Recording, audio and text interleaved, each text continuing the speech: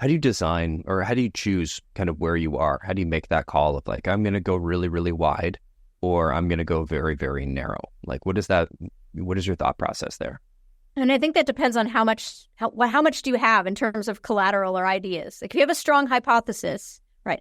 I believe that people have this problem and that, a solution in this vague area is a good idea. Then you would probably go in saying, how do you solve this problem? You would listen for cues of, do they sound like they're interested in this, general idea? And you might ask questions about that space.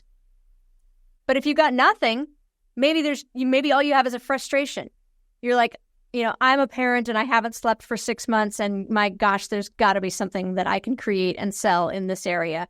You might just go in and want to talk to other people with newborns and say, how are you coping? Like, what do you find the hardest?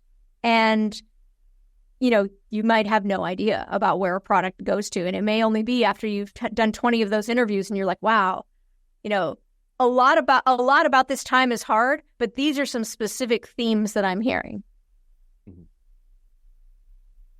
Gotcha. And so you kind of slowly narrow in as your hypothesis gets stronger.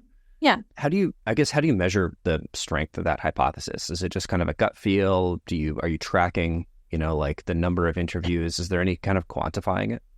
Everyone always asks, and it's it would be so satisfying if there was a great answer here. But I think generally the closest you come is that you start hearing the same things over and over. So, and you hear a lot of emotion in the way people are talking in this space.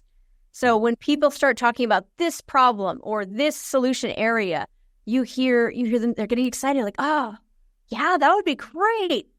Or it can, it's not always good. Sometimes it's like, oh, this is the worst part of my day. Like, this is so embarrassing to talk about. I should be better at this. Like any of those emotional states. And they're going to be different in different cultures and different people, but you'll kind of, it's not flatline. You're getting emotion. You're getting it pretty consistently. When you're thinking about a problem or a solution area, people will start saying the same things.